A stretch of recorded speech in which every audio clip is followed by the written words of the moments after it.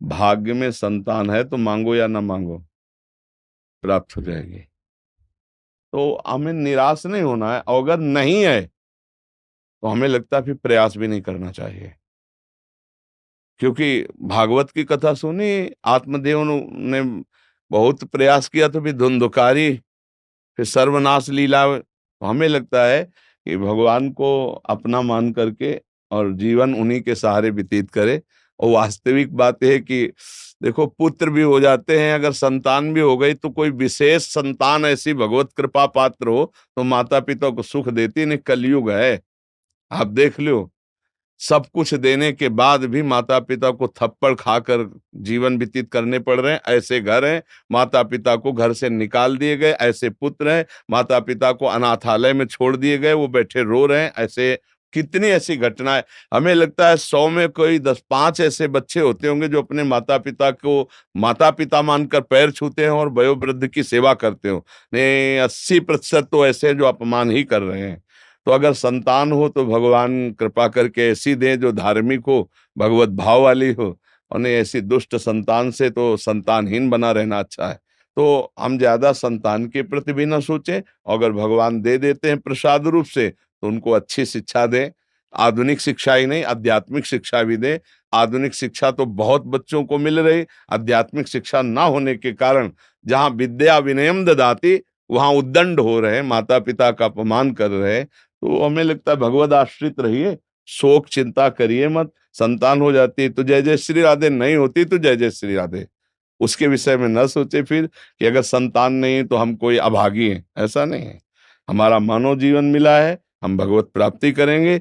भगवान तो इतने कृपालु हैं कि देखो, जब भजन करके पुत्र रूप में मांगा तो दशरथ और कौशल्या जी क्या भगवान पुत्र रूप में आए, नंद और यशोदा जी क्या भगवान पुत्र रूप में आए, देवकी वसुदेव जी क्या भगवान पुत्र, कश्यप अदिति क्या भगवान पुत्र रूप में आए। तो इसलिए हमें लगता है भगवान से प्यार करो, उनकी इच्छा होगी तो पुत्र रूप में आ जाएंगे, उनकी इच्छा नहीं है तो उन्हीं को मान लीजिए अपना, और वही निर्वाह करने वाले हैं। मान लो, संतों का कौन है जीवन में, और तो कोई था। तो अब जब जरूरत पड़ी, हजारों हाथों से प्यार कर रहे हैं, हजारों रूपों से नेत्रों से प्यार कर रहे हैं। भगवान के भरोसे रहे, जरूरी नहीं कि पुत्र नहीं होगा तो हमारा जीवन बेकार हो जाएगा, ऐसा नहीं। भगवान हजारों रूपों से प्यार करने लगते हैं। अगर हम किसी के कमेंट सुनेंगे कि वो हमारे विषय में क्या टीका टिप्पणी कर रहा है, फिर हम नहीं चल पाएंगे। हमको संत सदगुरुदेव शास्त्र सम्मत आचरण करने, दूसरों की बात सुननी नहीं, दूसरों को कटु वचन बोलना नहीं, दूसरों की अवहेलना करनी नहीं। समझ रहे हो? ऐसे बहादुर बनकर इस मार्ग में चला जाता है। दूसरे हमें सपोर्ट करें ऐसी आशा भी मत रखना। सतमार्ग का सपोर्ट कोई बिरला ही करता है, नहीं तो गिराने के लिए तो मिल जाएंगे, सपोर्ट करने वाले नहीं मिलेंगे। इसलिए हम किसी मित्र को सपोर्ट के लिए तो सोचे ना, भगवान और भगवान के जनों का ही सपोर्ट होता है इस मार्ग में। और बहादुर बनकर अकेले चला जाता है इसमें। जब तक शरणागति पूर्ण नहीं होती तब तक अवश्य में वो भोक्तव्यम कृतम कर्म शुभाशुभम, उस जीव को शुभ अशुभ किए हुए कर्मों का फल भोगना पड़ता है। और जब शरणागत होता है तब वहां ये सिद्धांत लागू होता है, पूर्ण शरणागत। तन वांग मनोभिर अमलई सुहम तय आश्रिता, शरीर से, मन से, वाणी से और अहम स्वयं से वो जब समर्पित हो जाता है तब उसके ऊपर भागवतिक विधान लागू होता है, कर्म विधान नहीं लागू होता है। वो नहीं तो जीव को फिर अवश्य में भोक्तव्यम कृतम कर्म शुभाशुभम। तो पहले शरणागति की तैयारी करो। शरीर से कोई चेष्टा भगवान के विमुख ना होने पावे, गंदी बात ना होने पावे। मन से कोई गलत संकल्प ना होने पावे।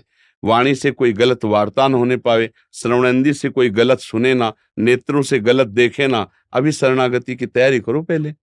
ये तो अभी जो चर्चा सुन रहे थे शुद्ध ज्ञान की है, ये शरणागति भक्ति की चर्चा है। इसमें जहां शरणागति हुई इष्ट की, ता निर्भय निश्चिंत निशोक अद्भुत आनंद, राधा राधा राधा राधा। अब उसके ऊपर जो विधान होगा वो भागवतिक विधान होगा, कर्म विधान नहीं होगा, क्योंकि संसारी आदमी नहीं, वो शरणागत है। बात समझ रहे ना? वो अपने इष्ट के विधान को आंतरिक और बाहर दोनों जगह देखता हुआ संतुष्टायन केनवा, वो संतुष्ट रहते हुए परमात्म चिंतन में रहता है, उसकी स्थिति रहती है। अभी आपकी स्थिति थोड़ी है। देखो, जब कोई नौटंकी नाटक में जाता है तो उसको पता होता है मैं ये नहीं हूं, मैं थोड़ी देर के लिए राजा बनूंगा और ये थोड़ी देर के लिए रानी बनेगा। ना कोई राजा है ना कोई रानी है, नाटक मंच पर है। ये जगत नाटक का मंच है, यहाँ ना कोई पति, ना कोई पत्नी है, ना कोई पुत्र है, ना कोई पिता है। एक नाटक है थोड़ी देर के लिए, लेकिन नाटक कौन मानता है? सत्य मानता है इसे। पुत्र के वियोग में उसकी हालत क्या हो जाएगी? आप सोचो, नाटक माना था क्या? और जो नाटक मानते हैं उनको कोई फर्क नहीं होता। आए की हुज्जत नहीं, गए की तलाश नहीं। जन्मा तो भगवान की इच्छा, मरा तो भगवान की इच्छा। उसको संयोग वियोग में दुख सुख का अनुभव, द्वंद्व विमुक्ता होता है। लेकिन इतना बड़ा जगा हुआ पुरुष कोई बिरला ही होता है। अपने लोग नाटक नहीं कर रहे, अपने लोग सत्य मान रहे हैं, इसलिए मन भारी हो जाता है, इसलिए दुखी हो जाता है कि कब तक सहूं। लेकिन नाटक तो नहीं किया ना, आप सत्य मान लिए ना। अगर नाटक में देखो, तो जैसे नाटक में सिपाही का रोल हुआ, चोर को पीट रहा है, तो ना चोर को दुख है ना उसको सुख है, पर एक्टिंग पूरी वैसे ही कर रहा है।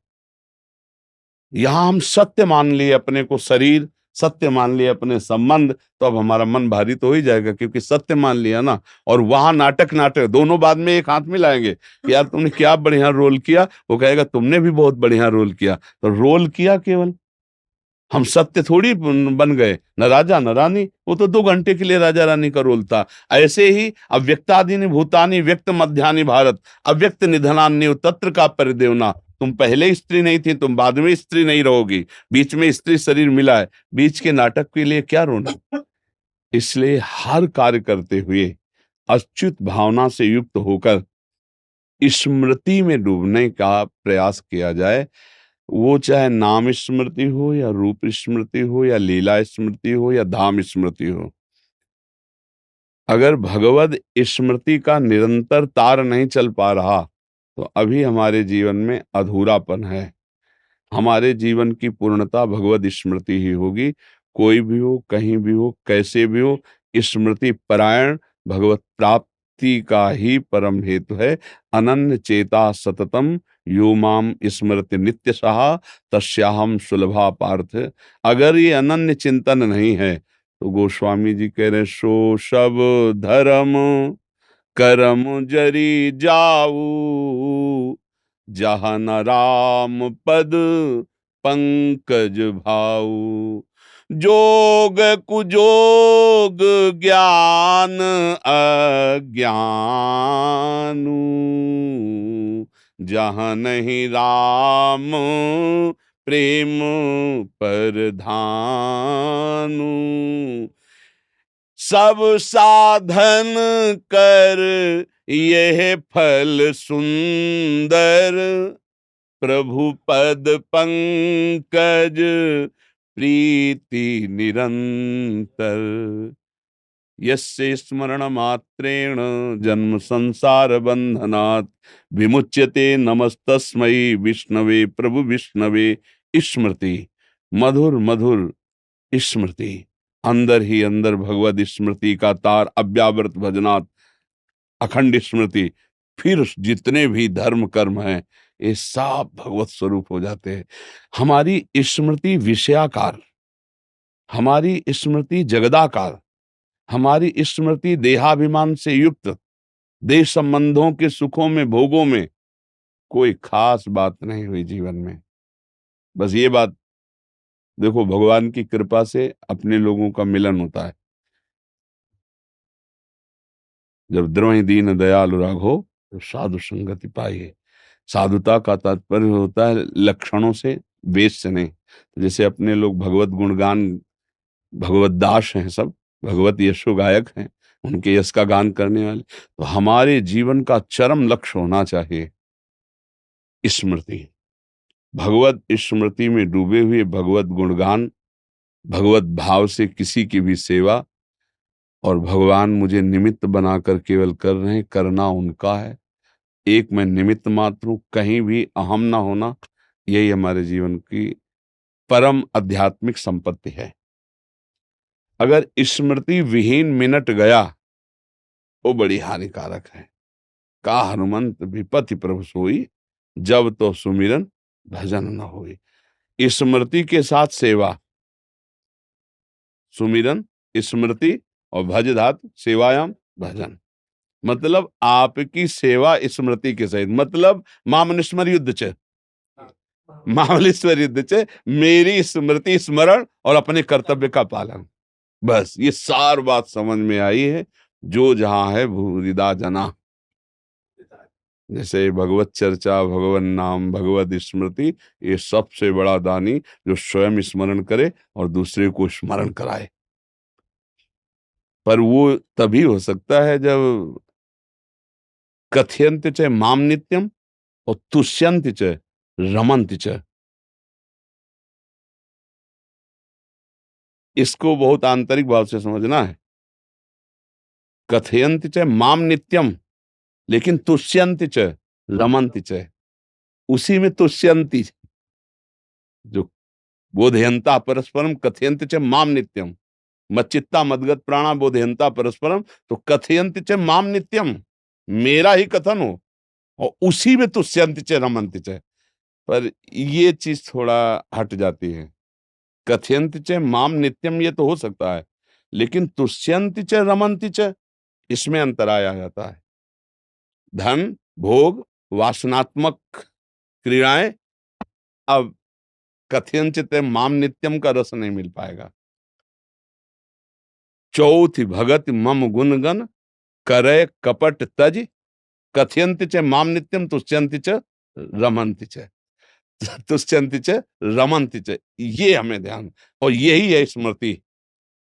जब उनकी रूप स्मृति में, उनकी लीला स्मृति में, ये परमहंस संहिता श्रीमद् भागवत ना इतनी समर्थ है कि और किसी साधन की जरूरत नहीं। इसके 7 दिन में स्पष्ट प्रेत भगवत पार्षद बन के विमान में जा रहा है, ले जा रहा है। बस देख लो, प्रश्न हुआ गोकर्ण जी का, ये कथा तो सबने सुनी, फल में भेद क्यों, एक विमान क्यों, सबके लिए क्यों ले आया? क्योंकि तुष्यन्ति च रमन्ति च नहीं थे ये। हाँ हाँ, मनन नहीं था, मनन नहीं था। तुष्यन्ति च रमन्ति च ना होने के कारण, और इसने भूख प्यास सबका त्याग करके ये इसी में तुष्यन्ति च रमन्ति च, इसीलिए विमान इसके लिए आया है। अगली बार फिर तैयारी करो, तो विमान हम सबके लिए लाएंगे। और तैयारी की गई और विमान आया सबके लिए, और सब गए भगवत स्वरूप। श्रीमद् भागवत कलयुग में क्या, मतलब हर युग के लिए, क्योंकि भगवान की पावन चर्चा ना परम वरदान है।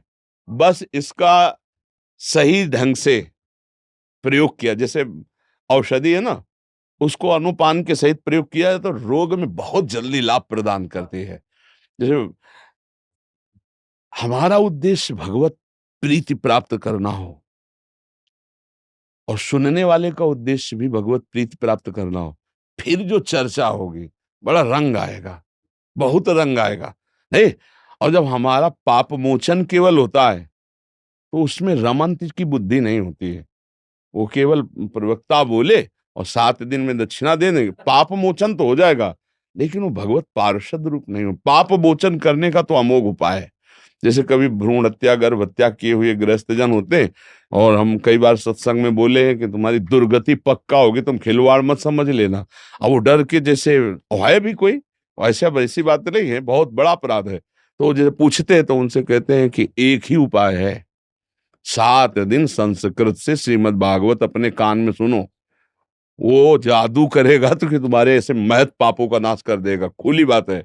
दूसरा कोई उपाय नहीं। ऐसा विद्वत जो पूर्ण रूप से उच्चारण पवित्र करके और आपको पूरा मूल सुनावे, तो फिर निश्चित बड़े से बड़े महत पाप का नाश करने के लिए श्रीमद्, जो आनंद वर्धन करने वाला, भूले हुए विषयों में जीव कम से कम राम कृष्ण हरि की जो चर्चा सुन ले, तो इससे मंगल हो जाए। बहुत भगवान की चर्चा में बड़ी सामर्थ्य है। बड़े बड़े साधन करने वाले जो प्राप्त नहीं कर पाए, केवल भगवान की चर्चा सुनने वालों को भगवत प्राप्ति हो गई। मथुरा के पड़ोस की बात कह रहे हैं, मथुरा के ब्राह्मण बड़ी बड़ी यज्ञ करने वाले थे, और भगवान को भगवान नहीं मान पाए, और उनकी पत्नियां केवल चर्चा सुनती थी। वृंदावन की मालिनी पुष्प ले जाए, साक्षात भगवान की सेवा और साक्षात्कार दोनों कर लिए, और वो यज्ञ करते रह गए, धुआं घुटता रहा, लेकिन श्याम सुंदर की झांकी नहीं पाए, नहीं पाए। ये भगवान की चर्चा में एक विशेष महत्व है। रत्नावती जी ने कोई साधन नहीं किया था, पूरी वैसे ही रानी थी जैसे सांसारिक रानी होती है।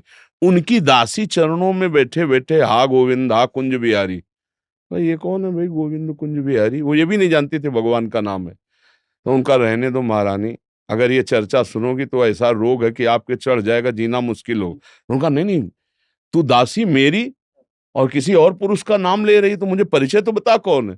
तो बोले वृंदावन के ठाकुर जी का नाम है। और जो चर्चाएं शुरू हुई तो सिरहाने बैठाने लगी।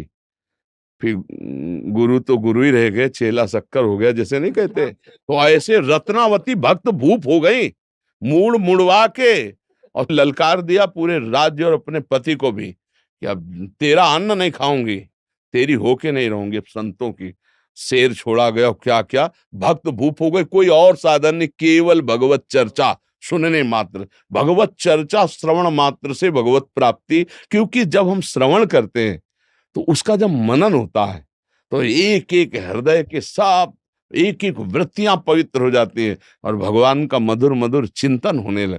चिंतन से ही भगवत प्राप्ति होती है। भगवत श्रवण कथा का मतलब है कि जब हम श्रवण किया तो उसका मनन होने लगा, चिंतन होने लगा। अब भगवत प्राप्ति दुर्लभ नहीं, भगवान के चिंतन से ही भगवत प्राप्ति होती है। भगवान कहते हैं अभ्यास योग युक्तेन चेतसा नान्यगामिना। ऐसा अभ्यास कर लिया जाए हमारा चित्त और कहीं जाए ना। मधुर मधुर उनके रूप का चिंतन, लीला का चिंतन, गुण का चिंतन, कि भगवत चर्चा सुने। और दिन में 24 घंटे में अगर 10 ही मिनट नाम जप कर लें तो काम हो। 10 मिनट, एक नाम रजिस्टर में भारी पड़ेगा। हम कहते हैं एक बार बोला राधा जिंदगी में, अब जब रजिस्टर उनका नापा जाएगा ना, एक नाम में पूरा हिसाब बदल जाएगा, एक नाम में हिसाब बदल जाएगा। एक नाम त्रैलोक तारे, जो न ले सो जन्म हारे। एक बार रामकृष्ण हरि बोल दिया तो हमारा विश्वास है यमराज के रजिस्टर में उसका हिसाब ऊंचा होगा।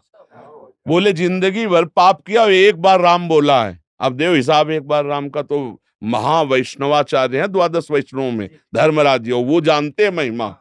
इसलिए समस्त पापों का मोचन और उसकी आध्यात्मिक उन्नति निश्चित है एक बार नाम लेने का। इसीलिए कहा भाव को भाव न खालसहु, नाम जपत मंगल दिस।